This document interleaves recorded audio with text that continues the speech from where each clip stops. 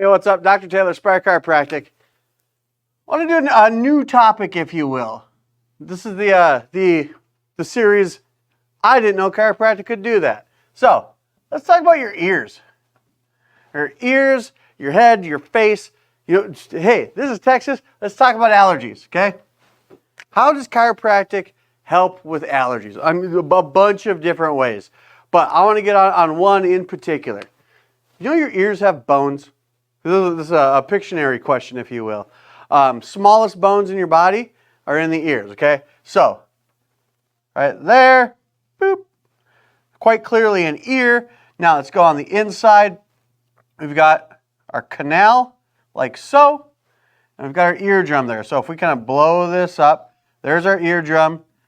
Here's the outside world. Look at vibration, sound, noise. Actually, sound goes into the ear, so let's do that. Hits the eardrum, vibrates it. There's a bone here connected to the eardrum, vibrates that, vibrates that, vibrates that. So this whole thing is one, a hammer, the anvil, and the stirrup, I believe that they're called when I was a kid.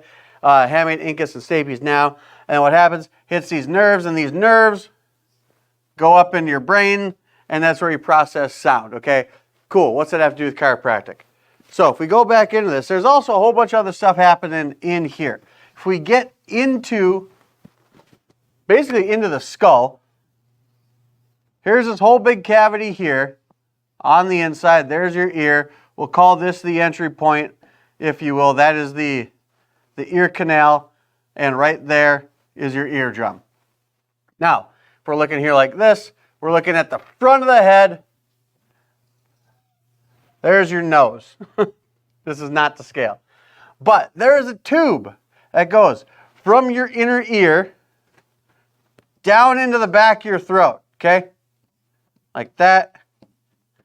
Back in the day, it used to be called the eustachian tube. They've named it something more anatomical now. I don't know what it is off the top of my head. But we've got allergies, okay? We've got increased mucus production. We've got that feeling that like it just sounds like, everything sounds like this, right? Everything is clogged up and kind of muffled. Why is that? One of the reasons is because this tube from your inner ear into the back of your throat gets clogged up, okay? So you've got all the gunk and stuff going on in here caused by just our immune reaction to the allergies, which clogs up this space here. Same thing, it gets messed up if you've ever, gone underwater and, you got water stuck in there or something like that, and everything just kind of sounds muffled. So, what do? We can literally cause a reflexive action to open this tube. A couple of different ways. One, by adjusting the ear. And it looks odd if you see it. It's a tug. It's kind of uncomfortable, not going to lie. But what it is, it's not an adjustment in the traditional sense, a hand on bone, changing the juxtaposition of a vertebra from the vertebra above to the vertebra below to increase nervous system production and function. No, not quite like that. But, so if we got our eardrum here, we've got that one bone connected to it, the other one and the other one. Literally, quick tug on the ear, pulls on the skin, pulls on the eardrum in a sense, which for all intents and purposes, it's like if you've ever seen anyone crack their knuckle, like that. You're just pulling on it, and you're gapping the joints in here. And what that's going to do, you will hear just an ever so slight pop as we cavitate those joints there. And what it's going to do, it's going to release a whole lot of pressure in here. It's going to cause drainage going on down there, and we can actually facilitate that drainage even more by working on the sinuses up here underneath your cheeks, working on the sinuses. Okay, still there. There's a sinus, there's a sinus. There's your baby blues, right? Work on the sinuses up here to help alleviate the pressure. This drawing is terrible. To help alleviate the pressure in the sinus cavities, in the ears, causing all that congestion that you're feeling. Now, it might not entirely go away, but you can absolutely change this environment. Now, this is directly related to two things. One, what you got going on in your neck, and two, to the reason that kids have a higher tendency and frequency of getting ear infections than adults do. So now we're going to look at the head from the side. Again, there's the ear, right? We've got our neck, and we've got all these muscles going along the neck, up into the head here, up like that, So that's going to put tension on all of the tissues in there if these things get all spazzed up and tight. And it's going to pull on this stuff in there, causing this congestion just like anything else would, right? Just like a tight back can cause congestion, let's call it across your shoulder blades. Tight neck can cause congestion up into the muscles, the fascia, and the tissues of the head, which is going to cause that stuff there to be less likely to be able to leave the face. Same thing. If we get into kids though, so this is an adult head, right? And you saw when we drew the picture over here, that tube had this kind of forward and down angle. It's really easy for stuff to flow downhill. But if we take a baby head, we're going to make it the same size as the adult head for recording purposes. But just picture that we're closer to it. We got that same thing. We got that baby ear.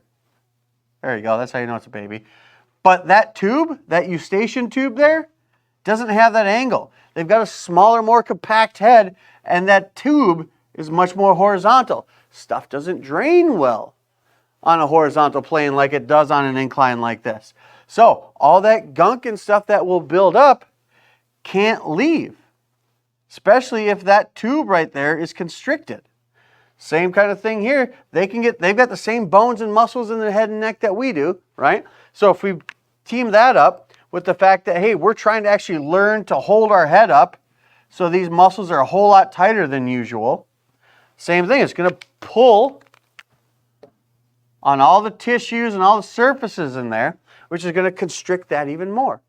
So what do? We adjust the ear.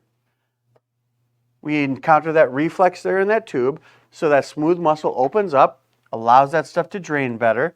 We assess the bones in the neck to help take the tension off those muscles there, to help relieve the tension in the lower head, the neck, and the face. Basically opening all that space up. I don't know, my chiropractor could adjust my ears. Absolutely. But again, it's not just the ears. Whether it's sinus and allergy stuff, whether it's neck pain, headaches, low back, hip, all this kind of stuff, you need to remember, whenever you come in here and you want an issue addressed, you have a chief complaint, it's never one thing. We've got to check the whole thing. It's not just the symptom, it's the stuff underlying the symptom, the stuff that caused the symptom. But also, talking about adjusting ears. Chiropractic is so much more than neck pain, back pain, and headaches. Granted, neck pain and headaches can certainly play into this kind of stuff. So, if you're living in Texas and it's springtime and you're watching this, but it sounds like this, give us a buzz. Walk right through that door, give us a call. We're ready to help you when you're ready to be your best, even if it means adjusting your ears.